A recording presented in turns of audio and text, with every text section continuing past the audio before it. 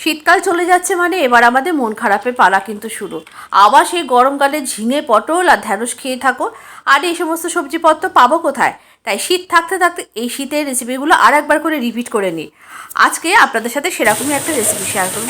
নমস্কার, আমি অন্তরা, আপনাদের চ্যানেল অন্তরা কুকিং চ্যানেলে আপনাদের সবাইকে জানাই অনেক অনেক স্বাগত। বড়দের প্রণাম, বাচ্চাদের ভালোবাসা দিয়ে আজকের রেসিপিটা স্টার্ট করবো। তাহলে চলুন আজকের রেসিপিটা স্টার্ট করে নিই। আজকে শীতে সব রকম সবজি দিয়ে মুগের ডাল বানাবো। রেসিপিটা আগে আমার পেজে অবশ্য আছে, তবু আমি আরেকবার, যেহেতু শীতকাল তো এখন তো সবজি খাওয়া যেতেই পারে, তো সেই রকম সবজি বানাবো। আমি এখানে গাজর নিয়েছি, বিনস আর ফুলকপি নিয়েছি, আপনারা আপনাদের পছন্দ যে কোনো সবজি নিতে পারেন। মটরশুঁটি নিয়েছি, আর এখানে একটু আদা নিয়েছি, আদা আর লঙ্কা নেবো। এটা আদা লঙ্কাটা আমি একটুখানি মিক্সিতে পেস্ট করে নেবো, একটা টমেটোও দেবো। আর এখানে নিয়েছি একটু পনিরটাকে আমি ছোটো ছোটো করে টুকরো করে নেবো। আর এই যে এখানে মুগের ডাল নিয়েছি, এখানে 100 গ্রাম থেকে একটু কমই আছে মুগের ডাল।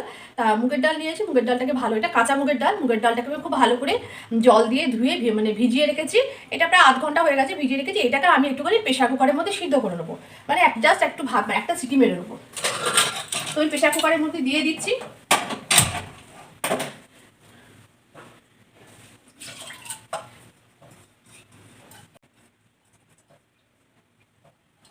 তাহলে কি রান্নাটা একটু তাড়াতাড়ি হয়ে যাবে। আসলে এত তাড়াহুড়ো থাকে, এই অল্প একটুখানি জল দিয়ে এটাকে একটুখানি প্রেসারে একটা সিটি বেরাম। এটা এই পর্যন্ত হচ্ছে। তাহলে এই সময় আমি একটুখানি পনিরটা কেটে নেবো, আর আদা আর লঙ্কাটাকে পেস্ট করে নেবো। তাহলে চলুন আদা লঙ্কাটা পেস্ট করে নিই, আর পনিরটাকে টুকরো করে কেটে নিই। ডালটা কিন্তু সেদ্ধ হয়ে গেছে এদিকে, আর এদিকে কড়াইতে তেলটাও গরম বসিয়ে দিয়েছি। আমি কড়ার তেলের মধ্যে একটা বেগুন ভেজেছি, তো ওই বেগুনটা ভাজা হয়ে গেছে, তেলটা এখনো গরমই আছে। তো আমি প্রথমে এবারে আস্তে আস্তে চলুন এগুলো এক এক করে ভেজে নেবো। তেলটা কিন্তু গরমই আছে, প্রথমে আমি পনিরগুলোকে ভেজে নেবো। এখানে বলে রাখি, আপনারা চাইলে মুগের ডালটা কিন্তু কাঁচা না রান্না করে ভেজেও রান্না করতে পারেন, তবে কাঁচা মুগের ডাল শরীরের পক্ষে ভালো, মানে শরীরটাকে ঠান্ডা রাখে। তাই শুকনো লঙ্কা আর একই সঙ্গে দিয়ে দেবো একটু জিরে, গোটা জিরে।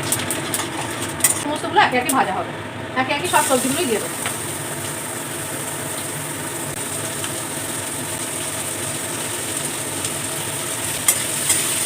সবজিগুলোকে খুব ভালো করে ভেজে নেবো। নুন হলুদটা দেবো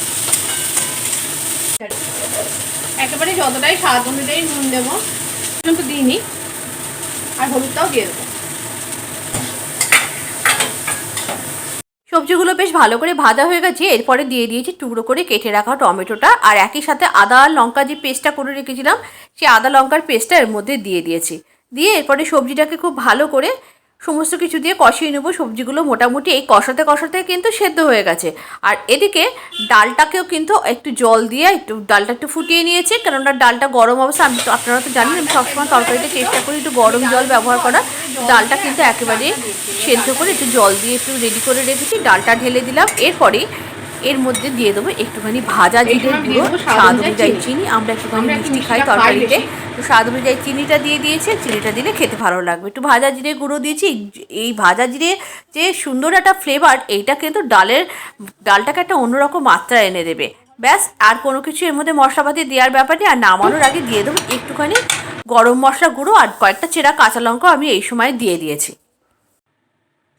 এটা কিন্তু বেশ 5-7 মিনিট ফোটানো হয়ে গেছে। এরপরে আমি একটু গরম মশলা গুঁড়ো দিলাম, এইটুকু।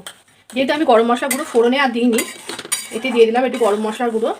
না হলে একেবারে এই রান্নাটা অসম্পূর্ণ। সেটা হচ্ছে একটু ঘি দিয়ে দেবো, এই যে।